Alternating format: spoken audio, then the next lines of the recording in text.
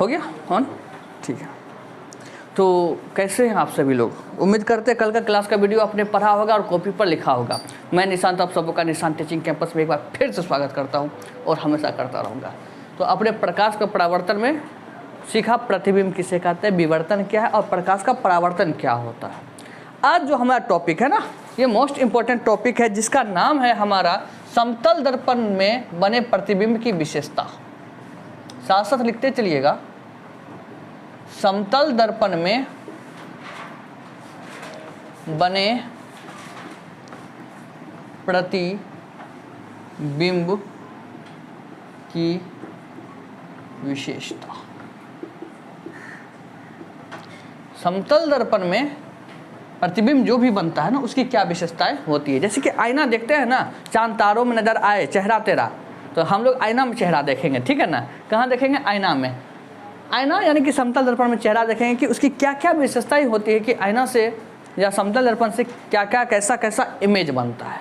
Clear है? कहाँ रखेंगे, कितनी दूरी पर इमेज बनेगा। तो सबसे पहला पॉइंट आता है इमेज बनने का विशेषता में। सबसे पहला पॉइंट है वस्तु की दूरी और प्रतिबिंब की दूरी हमेशा बराबर होगी। जितना वस्तु की दूरी होगा उतना ही दूरी किसका होगा? प्रतिबिंब का। प्रतिबिंब की दूरी होगी। आप आईना में जितना दूर जाएंगे, जितना दूर आईना में जाएंगे तो आईना के अंदर लगेगा कि आप उतना ही अंदर है। क्लियर है बात? दूसरा पॉइंट आता है आपका प्रतिबिंब जो है समतल दर्पण का, प्रतिबिंब दर्पण के पीछे बनता है। प्रतिबिंब दर्पण के पीछे। प्रतिबिंब कहाँ बनता है राजा? दर्पण के पीछे। याद कीजिए वो 100 साल, आज से 100 साल पहले आपने एक कहानी पढ़ा था, वो भी कल के ही वीडियो में, कि प्रतिबिंब दर्पण के पीछे कब बनता है? जब वह आभासी प्रतिबिंब कहलाता है। यानी कि इसमें प्रतिबिंब आभासी बनता है। प्रतिबिंब कैसा बनता है? आभासी या काल्पनिक प्रतिबिंब बनता है। जब आभासी है तो यह वस्तु से सीधा होता है या वस्तु का उल्टा होता है? तो कहेंगे प्रतिबिंब वस्तु से सीधा होता है। प्रतिबिंब कैसा बनता है? वस्तु के आकार का सीधा बनता है। वस्तु के आकार का सीधा बनता है। उसके बाद एक लास्ट विशेषता है कि जितना बड़ा वस्तु होगा उतना ही बड़ा उसका प्रतिबिंब बनेगा। क्लियर है बात? जितनी बड़ी वस्तु उतना बड़ा प्रतिबिंब। जितना बड़ा वस्तु उतना बड़ा प्रतिबिंब।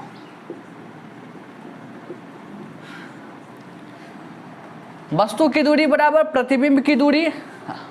और प्रतिबिंब आभासी बनता है। अभी तुरंत पढ़े थे, क्या पढ़े थे? प्रतिबिंब जब दर्पण के पीछे बनेगा ना तो वो हमेशा क्या होगा? आभासी। आभासी है तो सीधा बनेगा। ये 3 पॉइंट तो क्लियर था आभासी प्रतिबिंब में ही। और 5वां सबसे इंपॉर्टेंट था, जितना बड़ा वस्तु उतना बड़ा प्रतिबिंब। कुछ देर पहले यानी कि कल की क्लास में पढ़े थे हम लोग। आप लोग इसका स्क्रीनशॉट ले लीजिए, फिर आगे के वीडियो में चलेंगे। और अभी पढ़ेंगे हम लोग दर्पण कितने प्रकार के होते हैं। फटाफट लिखिए, स्क्रीनशॉट लीजिए। रोक के बनाएंगे। हाँ, 12 सेकंड काटो। चलिए अब हम लोग पढ़ेंगे दर्पण के बारे में पढ़ेंगे। रुको, आपने समतल दर्पण की विशेषता देख लिया। अब हम चलेंगे दर्पण के बारे में कि दर्पण कितने प्रकार के होते हैं। हमारा जो ये टॉपिक है दर्पण यानी कि मिरर।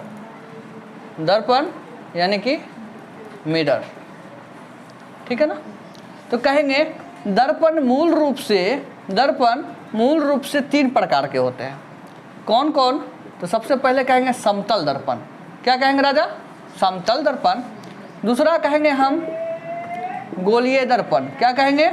गोलीय दर्पण। और तीसरा कहेंगे राजा हम परवलयिक दर्पण।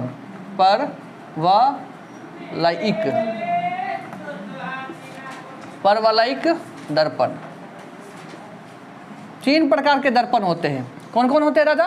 समतल दर्पण, गोलीय दर्पण और परवलयिक दर्पण। तो तो ना ही हम अभी इसके बारे में जानेंगे, ना ही अभी हम इसके बारे में जानेंगे गोलीय दर्पण के बारे में कि गोलीय दर्पण कहते किसको है, ये इसके कितने भाग होते हैं। तो सबसे पहले समझेंगे गोलीय दर्पण के 2 भाग होते हैं। कौन कौन? एक होता है अवतल दर्पण और एक होता है उत्तल दर्पण। क्या होता है? एक होता है अवतल दर्पण और एक होता है हमारा उत्तल दर्पण। तो बात आता है सर गोलीय दर्पण कहते किसको है, गोलीय दर्पण कहते किसको हैं? तो कहेंगे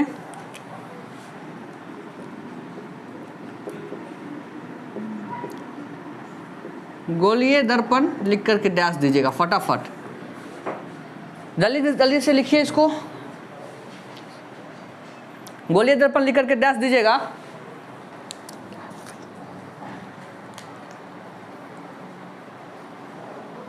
चलिए लिखिएगा अब, गोलीय दर्पण वैसा दर्पण जिसका परावर्तक सतह, वैसा दर्पण जिसका परावर्तक सतह, जिसका परावर्तक सतह किसी खोखले गोले का भाग होता है, किसी खोखले गोले का भाग होता है। गोलीय दर्पण वैसा दर्पण जिसका परावर्तक सतह किसी खोखले गोले का भाग होता है, उसे ही क्या कहते हैं हम? गोलीय दर्पण। अब आप लोग बताइएगा कि ये गोला है, ठीक है, और यह भी एक गोला है, ठीक है ना? क्या यह दर्पण है? क्या यह दर्पण है? तो बोलेंगे नहीं, यह दर्पण नहीं है। क्यों नहीं है? क्योंकि इसमें परावर्तक सतह नहीं है, क्योंकि इसमें परावर्तक सतह नहीं है, क्योंकि इसमें परावर्तक सतह नहीं है। तो परावर्तक सतह करने के लिए क्या करते हैं? कुछ को हम बाहर रंगते हैं, कुछ को बाहर रंगते हैं और कुछ को हम अंदर रचित करते हैं, रंगते हैं, अंदर रंगते हैं। हम 2 गोला का दर्पण लिए हैं, एक बाहर से रंगा हुआ है और एक अंदर से रंगा हुआ है, और यही हमारा क्या है? गोलीय दर्पण। अब चाहे पूरा ले या इसका आधा ले, बात तो एक ही है ना, है तो दर्पण ही ना। अगर हम इसका आधा ले लें, अगर हम इसका आधा ले लें, अगर हम इसका आधा ले लें, अगर हम इसका आधा ले लें तो समझिएगा फिर भी तो यह दर्पण है। अब यह कैसा दर्पण है? तो अब यह कहेंगे यह एक अवतल दर्पण है। कैसा दर्पण है? अवतल दर्पण है। और यह कैसा दर्पण हो गया राजा? कहेंगे उत्तल दर्पण है। क्या कहेंगे? उत्तल दर्पण। ये तो हमारा पहचान हो गया। लेकिन सर अवतल दर्पण कहते किसको है? ये क्वेश्चन है। क्या है क्वेश्चन? अवतल दर्पण हम कहेंगे किसको? तो कहिएगा वैसा दर्पण। क्या कहे? वैसा दर्पण जिसका परावर्तक सतह, जिसका परावर्तक सतह बाहर से रचित हो या रंगा हुआ हो। इसका परावर्तक सतह कहाँ से रंगा हुआ है? तो बाहर से रंगा हुआ है। जिसका परावर्तक सतह बाहर से रंगा हो, जिसका परावर्तक सतह बाहर से रंगा रहेगा तो अवतल। और ये देखिए जिसका परावर्तक सतह अंदर से रंगा है वो कहलाएगा उत्तल। फटाफट लिखिए और नोट डाउन कीजिए, फिर से समझते हैं। फटाफट लिखिए।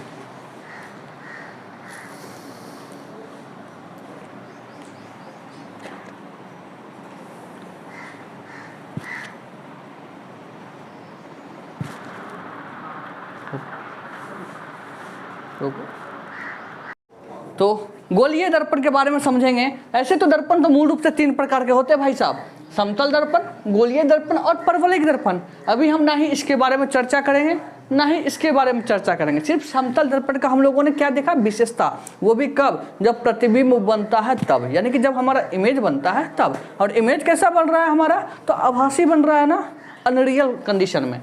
तो अब देखिए गोलीय दर्पण कितने प्रकार के? एक होता है अवतल, एक होता है उत्तल। सवाल आता है कि अवतल दर्पण में और उत्तल दर्पण में सबसे पहले सवाल आता है गोलीय दर्पण किसको कहेंगे सर? समझिएगा सब मेरे जिगर के छल्लों, गोलीय दर्पण वैसा दर्पण जिसका परावर्तक सतह किसी खोखले गोले का भाग है, जिसका परावर्तक सतह या भी परावर्तक सतह है या भी परावर्तक सतह किसी ना किसी खोखले गोले का क्या है, भाग है। क्लियर? ठीक है। अवतल दर्पण और उत्तल दर्पण पहचान क्या है? तो ये रहा अवतल, ये रहा उत्तल। तो सर अवतल दर्पण किसको कहेंगे? वैसा दर्पण जिसका बाहर का सतह यानी कि बाहर का जो परावर्तक सतह है क्या है, रंगा हुआ, उसे अवतल, और अंदर का सतह रंगा हुआ है तो उसे क्या कहेंगे, उत्तल दर्पण कहेंगे। क्लियर है बात? आशा करते हैं आप लोग इसका स्क्रीनशॉट ले लिए होंगे और कॉपी पर लिखते जा रहे होंगे। अब इसमें क्या है ना, गोलीय दर्पण में विभिन्न पद आते हैं। क्या आते हैं विभिन्न पद, वो हम सीखेंगे। कब सीखेंगे राजा? अभी तुरंत सीखेंगे। बाकी चैनल को लाइक करते रहिए, शेयर करते रहिए, ठीक है। जितने बंदे को जोड़ना है जोड़ते रहिए और मजे से पढ़ेंगे। इस बार का जो टारगेट है हमारा 450 प्लस टारगेट है। कितना टारगेट है? 450 प्लस टारगेट है। और ध्यान रखिएगा ऑब्जेक्टिव की संख्या भी कम हो गई है। अब क्या हो गया कि फिजिक्स में 50 में 40 ऑब्जेक्टिव बनाना है आपको। साइंस का अगर बात करें तो जहाँ 100 नंबर की एग्जाम होती है उसमें 60 में 50 ऑब्जेक्टिव बनाना है, यानी कि ऑब्जेक्टिव थोड़ा सा पहले की तरफ हो गया है, थोड़ा सा टफ कह सकते हैं, ज़्यादा नहीं। तो क्लियर है बात? अब पढ़ेंगे गोलीय दर्पण से विभिन्न संबंधित पद। गोलीय दर्पण से संबंधित विभिन्न पद। तो सबसे पहले हम एक गोला बना रहे हैं। ये हमारा गोला है, हम लोग इसी गोले पर रहते हैं। अंडाकार गोला है, पृथ्वी है, समझ जाइए ना। पूर्ण रूप में गोला नहीं है लेकिन है, माना कि यह गोला है। साइंस का स्टूडेंट है, मान के चलिए, ठीक है ना। जैसे हम कहते हैं ना माना कि वो मेरी है, उसी तरह मान के चलिए यह गोला है, लेकिन बना देते कुछ ज़्यादा ही टेढ़ा हो गया है।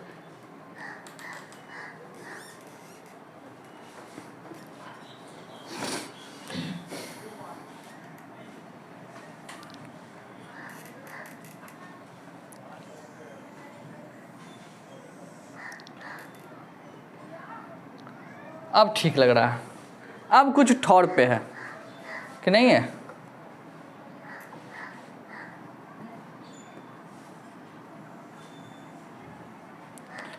हाँ, अब समझिए कि यह एक गोला है।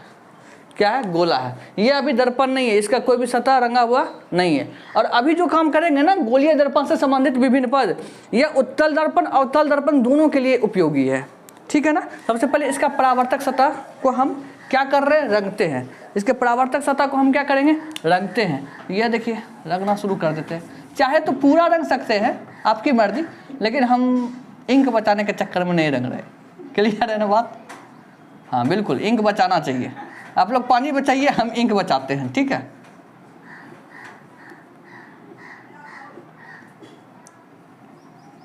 ये हमारा दर्पण है। कोई पूछेगा कौन सा दर्पण है, तो जिसका परावर्तक सतह में बाहर से रंगा हुआ है ना राजा। अब ये कौन सा दर्पण है? तो कहेंगे अवतल दर्पण है। कौन सा दर्पण है? अवतल दर्पण है। ये सारे नियमों में लागू होगा, ठीक है ना। अब हम इसको हटा दें, अगर हम इसको हटा देते हैं, ठीक है ना, तो कोई दिक्कत वाली बात नहीं होती। अब देखिए ये है हमारा M और ये है N, ध्यान से समझिएगा पॉइंट वाइज, ठीक है ना। MN क्या है? दर्पण की चौड़ाई है ना, दर्पण का चौड़ाई है ना, और दर्पण के चौड़ाई को हम लोग द्वारक कहते हैं। पहला पॉइंट यहाँ पर आपका आया, किसका? द्वारक का। द्वारक किसको कहेंगे?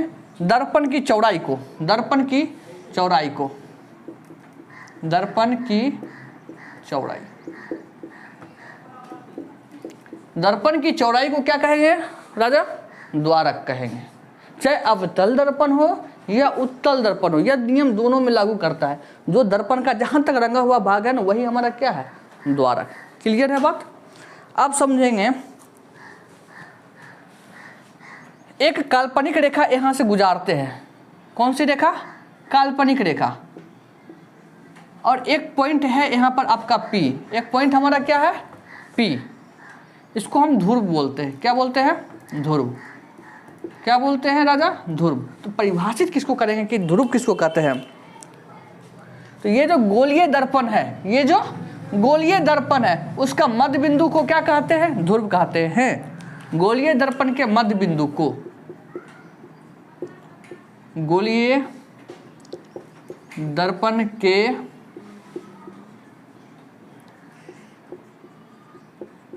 मध्य बिंदु को ध्रुव कहेंगे। ध्रुव किसको कहेंगे राजा? गोलीय दर्पण का मध्य बिंदु। ये पूरा गोला था ना, उसका मध्य बिंदु यही हुआ, चाहे आप यहाँ ले लीजिए, यहाँ ले लीजिए, यहाँ ले लीजिए, यहाँ ले लीजिए, कहीं भी ले लीजिए, वो हमारा क्या होगा? ध्रुव होगा। बस ये m और n का डायरेक्शन क्या हो जाएगा? हमारा चेंज हो जाएगा, लेकिन इसका बीचों बीच तो यही है ना राजा, इसलिए हमने लिखा ध्रुव। गोलीय दर्पण के मध्य बिंदु को क्या कहते हैं? ध्रुव कहते हैं। ठीक है ना। अब ये देखिए, ये है हमारा वक्रता केंद्र। क्या है? वक्रता केंद्र। लिख देते हैं यहाँ पे, वक्रता केंद्र। वक्रता केंद्र किसको कहते हैं? तो ये जो हमारा पहले क्या था? दर्पण था। कौन सा दर्पण था? गोलीय दर्पण था। गोलीय दर्पण का जो केंद्र होगा वही उस दर्पण का भी क्या होगा? केंद्र ही होगा। गोलीय दर्पण जिस केंद्र का भाग होता है, गोलीय दर्पण जिस खोखले गोले का भाग होता है, उसका केंद्र ही क्या कहलाता है? वक्रता केंद्र कहलाता है। यानी कि गोलीय दर्पण के केंद्र को ही वक्रता केंद्र कहते हैं। दिख रहा है यहां तक? बताओ, दिख रहा है ना? गोलीय दर्पण के केंद्र को ही वक्रता केंद्र कहते हैं। गोलीय दर्पण का जो केंद्र होगा वही हमारा क्या कहलाएगा? वक्रता केंद्र। और वक्रता केंद्र और ध्रुव को, वक्रता केंद्र और ध्रुव को मिलाने वाली जो रेखा देख रहे हैं ना, काल्पनिक रेखा, उसको हम लोग क्या कहते हैं? मुख्य अक्ष कहेंगे। क्या कहेंगे राजा? मुख्य अक्ष। मुख्य अक्ष किसे कहेंगे? तो कहेंगे वक्रता केंद्र, शॉर्ट में लिख रहे हैं सी, तथा ध्रुव, ध्रुव को लिख रहे हैं हम लोग पी। सी तथा पी के बीच काल्पनिक रेखा को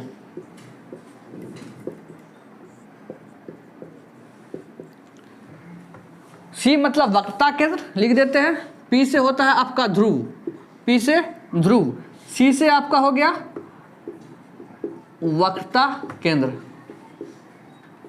तो वक्रता केंद्र और ध्रुव के बीच जो काल्पनिक रेखा जा रहा है ना हमारा, उसे ही क्या कहते हैं हम? मुख्य अक्ष। और mn हमारा क्या है? द्वारक। mn क्या है हमारा? द्वारक। कोई दिक्कत वाली बात? और इसे हम लोग क्या कहेंगे? ये जो काल्पनिक रेखा है इसे हम लोग कहेंगे मुख्य अक्ष। क्लियर है बात यहां तक? 4 पॉइंट अभी हमने समझाया कि सर द्वारक किसको कहते हैं? जहां तक परावर्तक सतह रंगा होगा वह उसका क्या कहलाएगा? द्वारक। यहाँ पर m और n तक रंगा हुआ है तो mn हमारा क्या है? द्वारक है। और उसके बाद बताया ध्रुव। गोलीय दर्पण, जितना बड़ा गोलीय दर्पण होगा ना उसका मध्य बिंदु क्या कहलाएगा? हमारा बीच का बिंदु कहेंगे ध्रुव कहलाएगा। और ध्रुव को P से डिनोट करते हैं। P मतलब पोल, POLE। फिर है वक्रता केंद्र। गोलीय दर्पण का केंद्र ही क्या कहलाता है? वक्रता केंद्र। अभी गोला बने थे, उसका जो केंद्र होगा यही दर्पण का भी क्या होगा? केंद्र होगा। उससे क्या कहते हैं? वक्रता केंद्र। वक्रता केंद्र और ध्रुव को मिलाने वाली काल्पनिक रेखा क्या कहलाता है? हमारा मुख्य अक्ष। अब देखिएगा पॉइंट, अब समझिएगा। वक्रता केंद्र और ध्रुव है ना के बीच की दूरी को हम कहते हैं वक्रता त्रिज्या। क्या कहेंगे? वक्रता त्रिज्या, जिसे स्मॉल r के द्वारा सूचित करते हैं। वक्रता केंद्र और ध्रुव के बीच की दूरी को क्या कहते हैं? वक्रता त्रिज्या। क्लियर है बात? और वक्रता त्रिज्या ध्रुव के मध्य बिंदु को क्या बोल रहे हैं? वक्रता केंद्र और ध्रुव के मध्य बिंदु को, ये क्या है? मध्य बिंदु है। क्या है राजा? मध्य बिंदु। उसको हम फोकस कहते हैं। क्या कहते हैं? फोकस कहते हैं। वक्रता केंद्र और ध्रुव के मध्य बिंदु को क्या कहते हैं? फोकस कहते हैं। लेकिन यह एक सूटेबल परिभाषा नहीं है, यह एक सूटेबल परिभाषा नहीं है। तो सर रियलिटी में फोकस किसको कहते हैं? कोई पूछ दे सर हमसे कि व्हाट इज फोकस, फोकस क्या है? तो कहेंगे हम, इसको मिटा दे, ये रियलिटी वाला नहीं है। अब समझिएगा कैसे।